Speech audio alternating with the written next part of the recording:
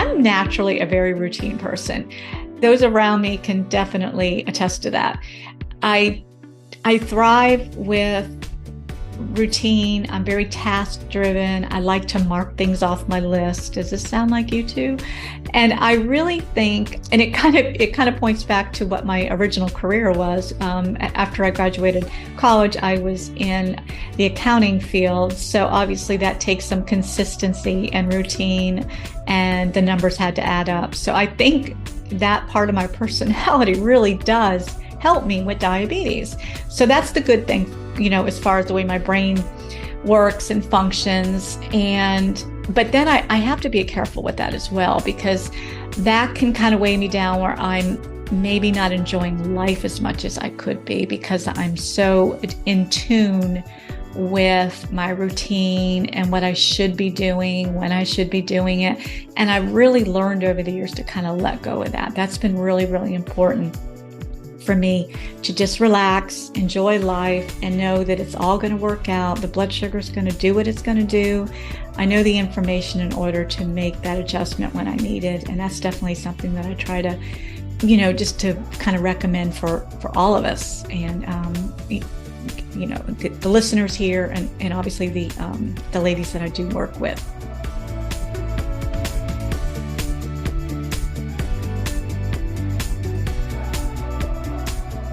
Welcome to the Type 1 and Midlife podcast. My name is Melissa Slemp, a certified nutritional health coach and the founder and CEO of Abundant Health with Melissa, where I help women with type 1 diabetes to feel more empowered and live their best life despite their diagnosis.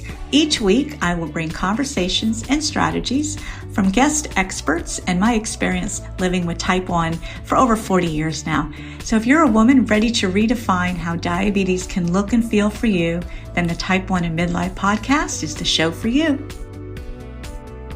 Just a reminder that nothing you hear on this Type 1 and Midlife podcast should be a substitute for professional medical advice.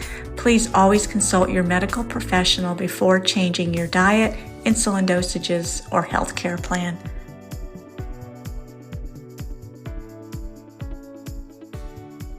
Well, hello. Hello and welcome. Melissa here.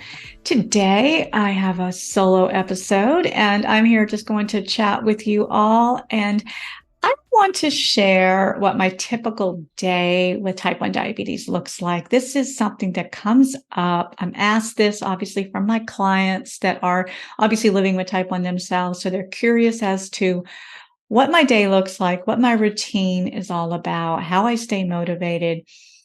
And, they ask, they want to know what I eat. How much do I exercise? What kind of exercise? What supplements do I take? All those things. And I think it's just pure curiosity, because, we learn from one another. We can definitely get tips from one another, things we can talk to our doctor about, or to just maybe take the information, like after I meet with them for a session, and they can make their own notes about little things that they picked up on that work for me, and that they could maybe try themselves. Again, this is a wide open array of things. So this may or may not be something that you need to consider that I'm going to share with you today, but it's going to give you an idea of after 41 years now living with type 1, I really do have a really consistent routine, and not perfect by any means, but I do,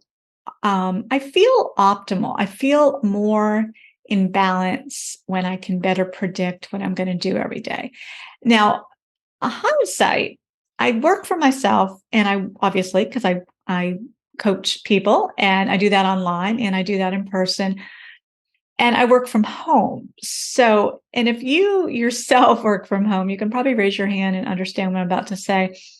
The day is not always what you think it's going to be. There are interruptions. There is laundry to put in the dryer. There's a dishwasher that needs to be run, or there's a dog that needs to be brought in because he's barking outside. These are just things that happen in my house that I can share.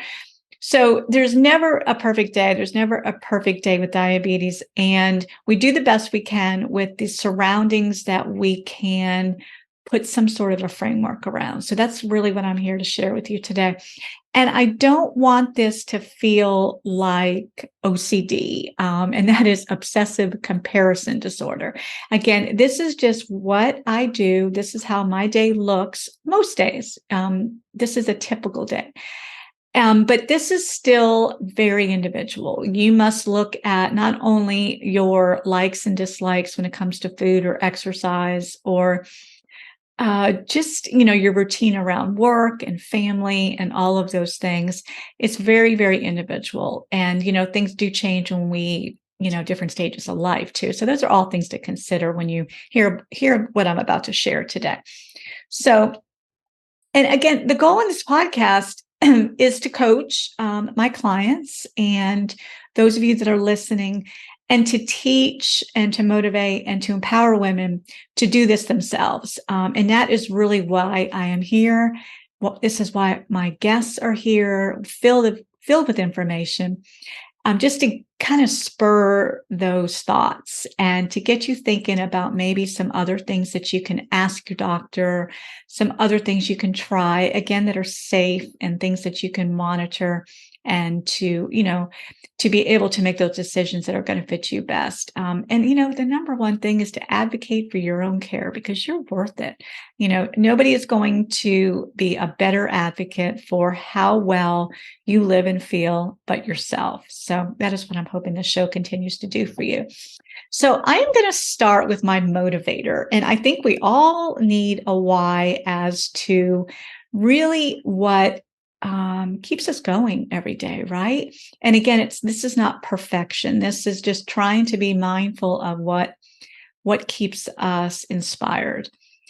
And and you may know part of this story. I know I've shared it here on other episodes before, and I've written articles about it on my blogs about my diagnosis with diabetic retinopathy when I was 25. So let's see, that was 31 years ago. Am I adding that up right? Because I'm 56 right now. And that was definitely a motivator. And it almost backfired for me just a little bit, because I was so scared after getting that diagnosis that I would go blind if I didn't straighten up. And I mean that in a kind way, because those are the words I was telling myself. There was no really outside external push that was telling me to straighten up. Those words come from my own mouth, and I don't mean anything direct with that statement. But I knew that I needed to understand better what my body was doing and to really understand blood sugar better. So that's what I did. So that was my motivator, and it continues to be.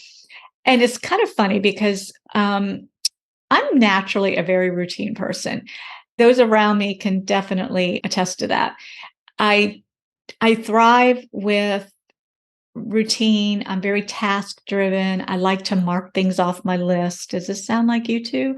And I really think, and it kind of points back to what my original career was. After I graduated college, I was in the accounting field. So obviously that takes some consistency and routine, and the numbers had to add up. So I think that part of my personality really does help me with diabetes. So that's the good thing, as far as the way my brain works and functions. But then I have to be careful with that as well, because that can kind of weigh me down, where I'm maybe not enjoying life as much as I could be, because I'm so in tune with my routine and what I should be doing, when I should be doing it. And I've really learned over the years to kind of let go of that. That's been really, really important for me, to just relax, enjoy life, and know that it's all going to work out. The blood sugar is going to do what it's going to do. I know the information in order to make that adjustment when I need it. And that's definitely something that I try to, just to kind of recommend for all of us. And, the listeners here, and obviously the ladies that I do work with.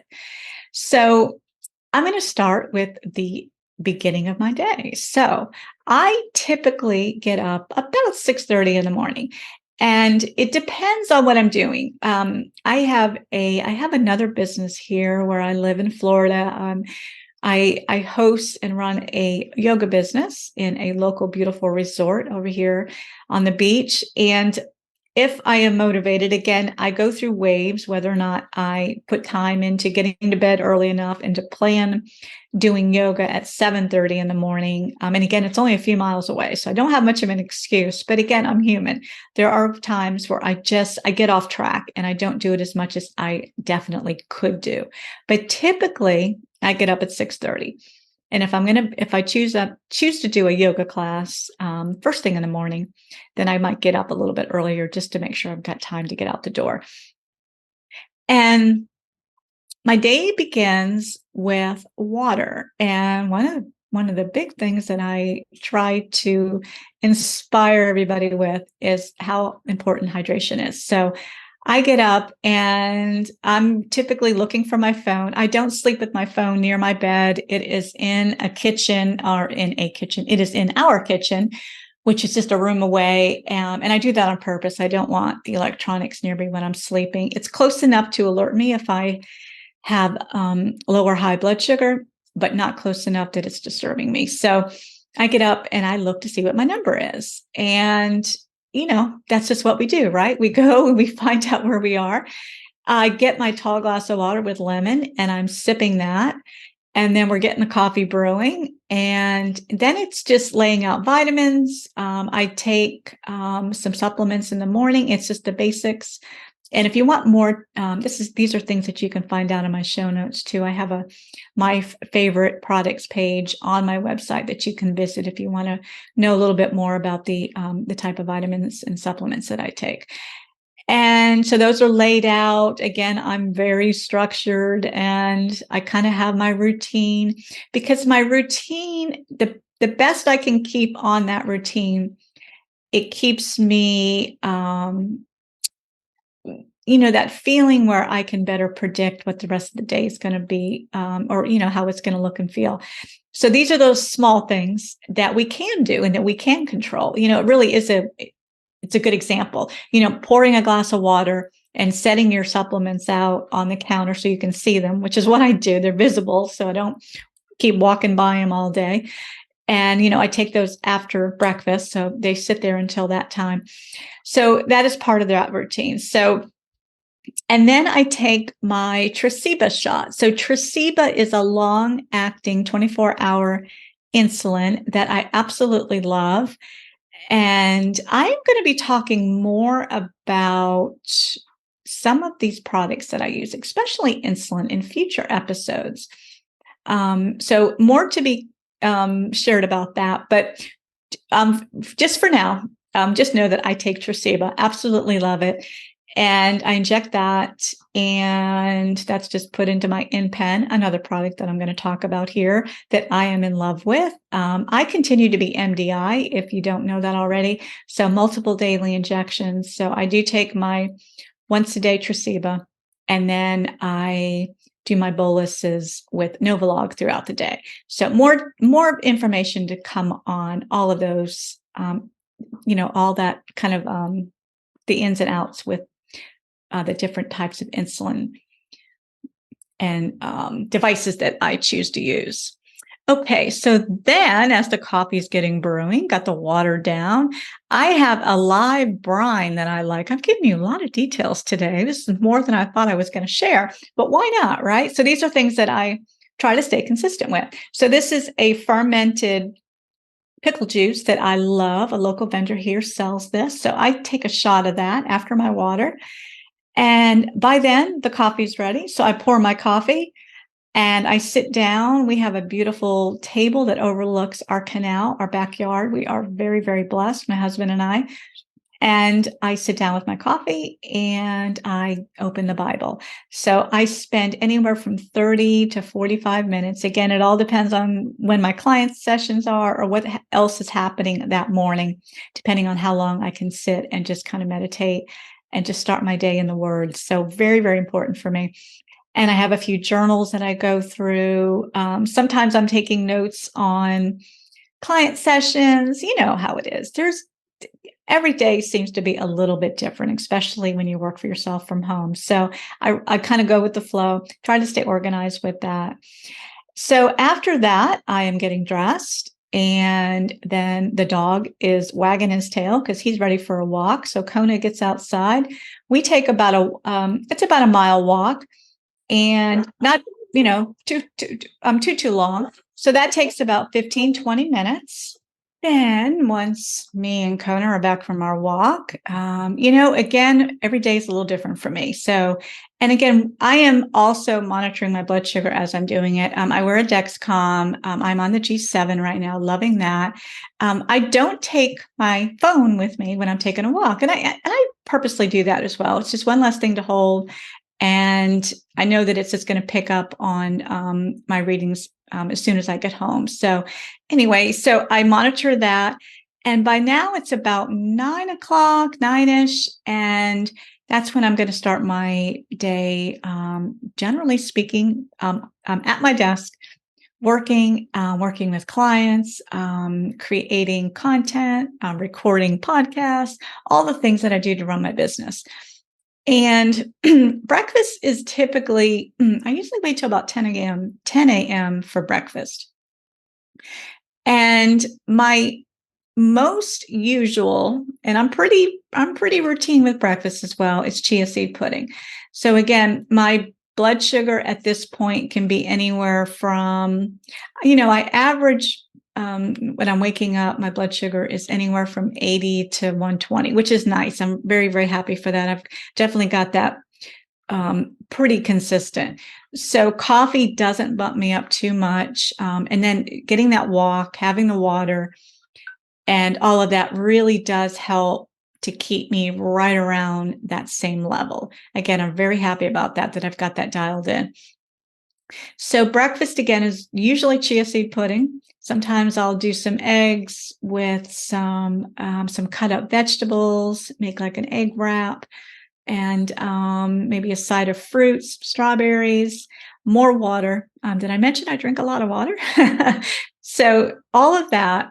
And that is typically 10:30 when I'm having breakfast.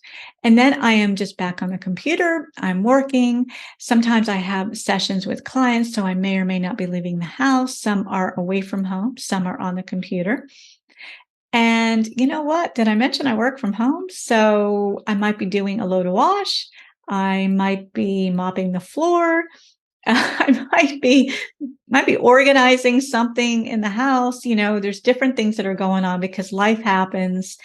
And I'm trying to just kind of juggle as much as I can throughout the day while still maintaining, again, a steady breakfast time and exercise time. That walk in the morning definitely helps to get the insulin sensitive for the remaining of the day. So did I mention I drink a lot of water? So I'm drinking more water. I'm drinking water as I'm talking to you right now. So very, very consistent. So lunch, again, it depends on my appointments and it depends if I'm home. And that can be anywhere from 12 to 1 or 1:30. Again, it depends on how hungry I am. And, I really do lean on just intuitively eating when I feel that I need to. And of course, my blood sugar, our blood sugar is an indicator of when we need to eat sooner or later, depending on what might have happened with breakfast or all of that, how all that adds up. So lunch is most often it is leftovers from dinner the night before. So I do tend to try to make a little extra the night before. And we put everything on a bed of lettuce. So my husband and I, who is also type 1 diabetic, so stay tuned because he will be doing an episode here. So you get to meet David on future episodes and hear his story and how it is living with somebody that also has type 1 diabetes. And it does work out beautifully. So we eat a lot of vegetables and good spring lettuce mixes, kale, and all of that. So that does tend to be the bed of my lunch. And I'll put things like I'll have some fish or some chicken or Sometimes it's more of a vegan lunch, so that, there's no animal protein on there. But, we do the best we can to add on all the different food groups, a variety of vegetables, nuts and seeds, avocado, and, stuff like that, to add in some healthy fats. But that helps me keep satiated as well. And again, it's all about how I'm feeling that day, what appointments I have, as far as what the rest of the day looks like. Now, workouts, this definitely comes up in conversation. I have been an active exerciser. That sounds a little redundant, doesn't it? A regular exerciser my whole life. I've always enjoyed the feeling of sweating, moving, and just how my body just reacts to it, not to mention my blood sugar, because that is another motivator. So sometimes, again, depending on client schedules and work schedules and other stuff that maybe my husband and I have going on, I'll plan workouts, whether it's at the gym or taking a bike ride in my neighborhood or taking the dog for another walk. We have a rower it is a water rower. So it's, where you sit down and you row. That is amazing. So I can jump on that anytime it's available. So I'm really, really thankful to have that available for me too. So as a planner, I am always looking ahead the best I can to what my day is going to offer me, how much time I can fit in little segments of exercise, and just to try to add it up the best I can and to fit it in. Because I'm always thinking ahead. I'm always trying to better predict what I'll be doing later in order to have just to have that plan in place so that I can stay more consistent. And, it's obviously about blood sugar, because that's what we're here to talk about, but it's feeling, with just having the energy and having the motivation, and to stay in tune with the work we're working on, and the people we're talking to, and the relationships that we're building, and just having that comfort at home. There's so many different variables that go into what our day looks like, and especially when you're managing blood sugar on top of that. So that is another very important factor.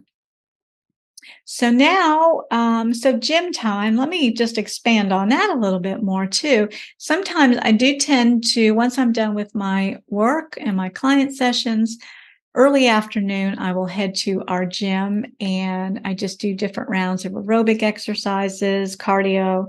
I do some strength training a couple times a week. And sometimes I take an exercise class. So it's a fitness class. There's a few that I really love. So again, that's just how I just kind of work it into the availability of myself and my schedule. And then I'm home, and I usually check in with clients right before dinner time. So that's usually just little check-in sessions with them to see how they're doing and if they need any support. And then I'm prepping for dinner. And again, we try to keep dinner as simple as possible too. I'm a big believer in having the basic ingredients on hand, and to be able to just open the fridge and to make a dinner with things that, that we have available, obviously, and to not feel frustrated with that. And the nights that we can't make it as extravagant, because maybe we don't have as much time, it's okay. It's okay. There's always vegetables. There's always a protein source. There's always an avocado. We can always chop up an avocado. I keep those in stock for sure. And all the basics. So that is how we do it. So, and like I mentioned too, my husband, David, we both love food. We really enjoy what we get to eat, and we enjoy putting it together and to monitor the blood sugar along the way, and to not feel deprived in any way. So, and what I mentioned as well is, obviously the insulin, again, this is a big part of my day, right?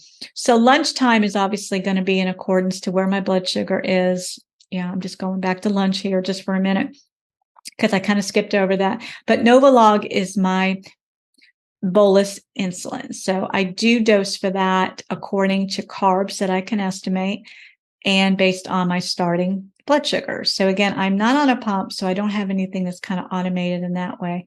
But the in pen that I use is, it's kind of what they're calling a smart. It's kind of like the smart pen, the smart in pen, where we can put in our our current blood sugar number, our carb estimate, and it will then give you a suggested insulin dose. And I pretty much go by what that suggested is. The only time I go outside of what the InPen might be telling me is if I know that I had an exercise session before, or I will have an exercise session following a meal.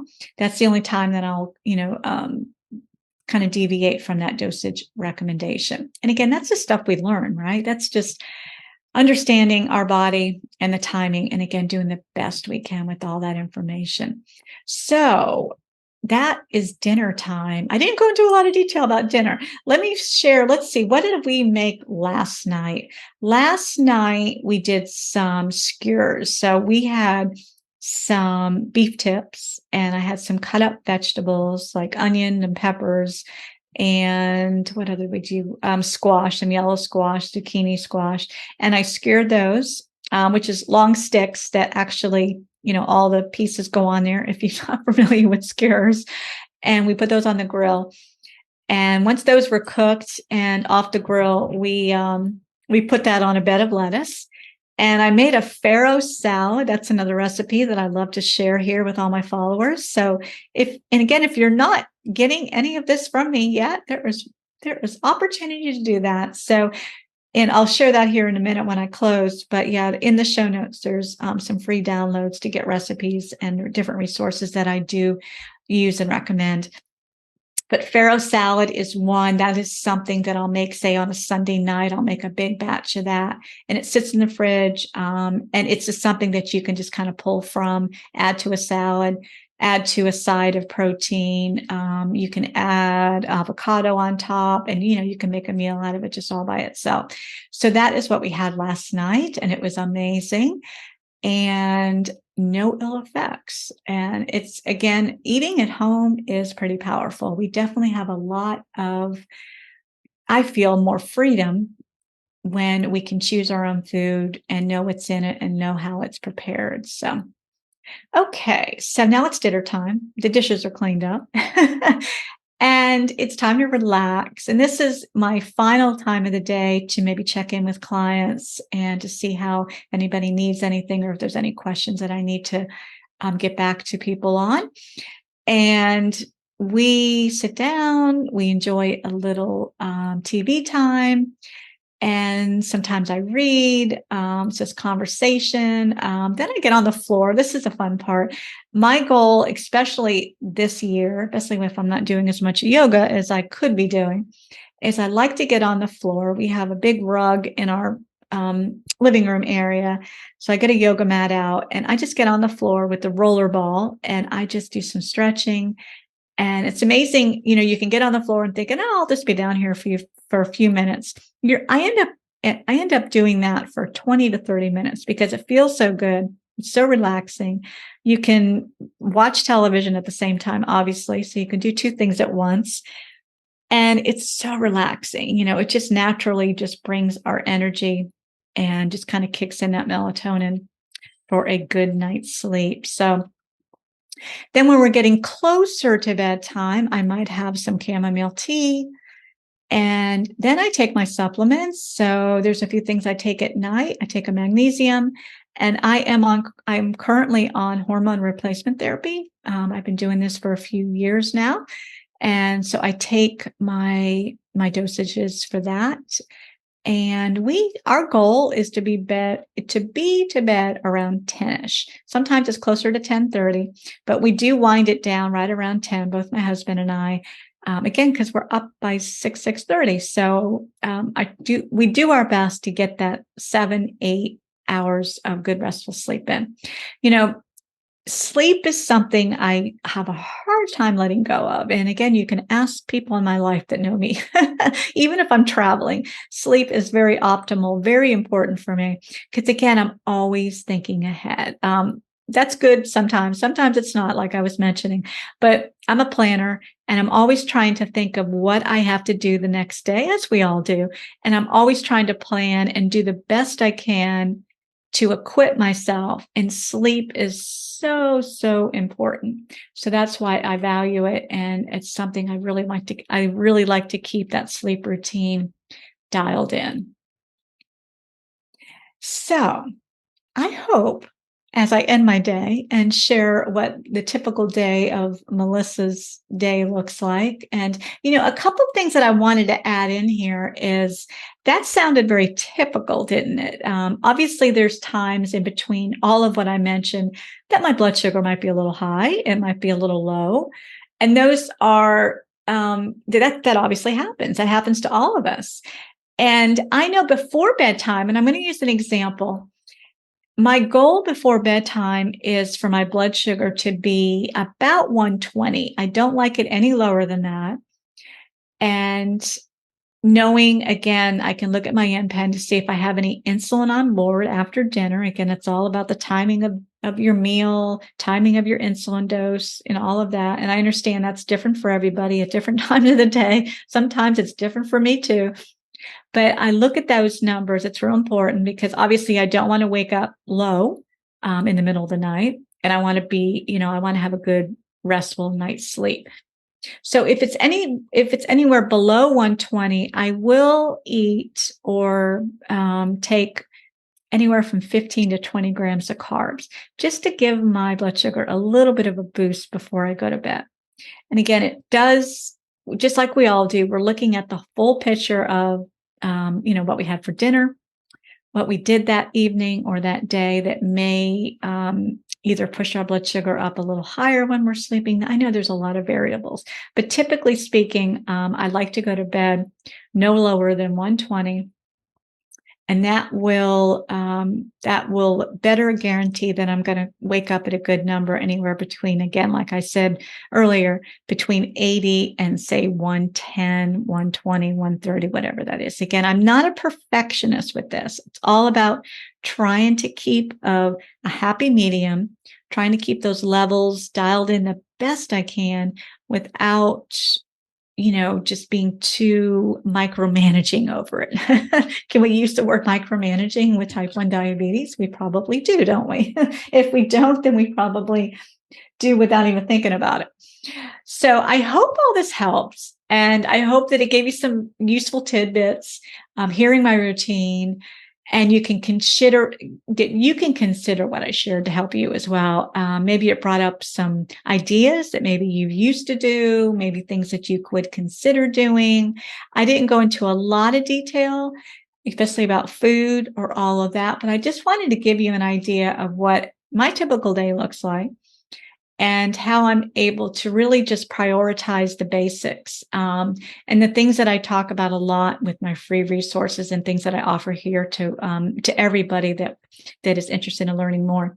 And that is the hydration, the sleep, the good, clean food, the exercise, and staying mindful of your routine and trying to plan the best we can. So that is what's worked for me, and staying steady with my spiritual health. That is very, very important to me. That keeps me grounded. It keeps me in line with who I am and why I'm here. And it's really, really important. And just to kind of put diabetes and this disease in perspective in a very hope-filled way, which is what I hope we continue to do for you as a listener here. And I wanted to just recap too, that remember, no matter what you heard today, whatever suggestions or ideas that I did share, that you remember that you are an individual, your lifestyle and your needs are very specific, and that you need to be in tune with that, and to not to hear what I shared and to feel that you have to meet up to it or kind of beat yourself up over it. Because again, I'm not perfect. I have some good habits, but there's room for improvement for all of us. So I just hope that this gave you an opportunity to kind of share, and you had some fun learning a little bit about my home life and my eating habits and all of that. And that it just helped to inspire you, because there is hope. there is, with planning and intention and motivation, we can do this. Diabetes does not control us. We have all we need, and we can do this. So I hope this helps. And I wanted to just recap too that all my tips and resources are in free downloads. So you can look right here in the show notes and download whatever speaks to you. And also visit my site to see my favorite products. There's a link here to do that as well. You'll see some ideas of different things that I use and love, supplements, skincare, and what else is on there? Some diabetic supplies that I use and all of that. So that's always fun. Again, it might be some things that you're not aware of, because that's how I find things. I find things and find out about things and get started on using things based on other people sharing them with me. So that's what I hope that this space can do here for you as well. And I encourage you to reach out to me. Again, my website is abundanthealthwithmelissa.com. If you have any questions or you have any thoughts about the topics that I shared today, and maybe you just want to open it up, you can schedule a free consult with me. I would love to meet you and to hear and to learn more about you. And please share the show with other ladies you know who need to hear it too. It's real important to get this information out there wherever you're listening to this. On iTunes, it's up on the right-hand corner. You just hit those three little dots, and it'll just give you the opportunity to share the episode. You can just copy the link and send it to whoever you have in mind. So again, I hope you enjoyed today, and we will be back here next week, same time, same place, and blessed, filled week. You deserve it. And I appreciate you listening in. Bye for now.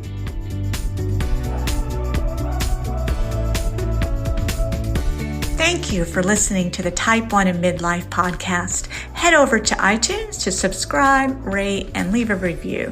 It's very much appreciated. Thank you.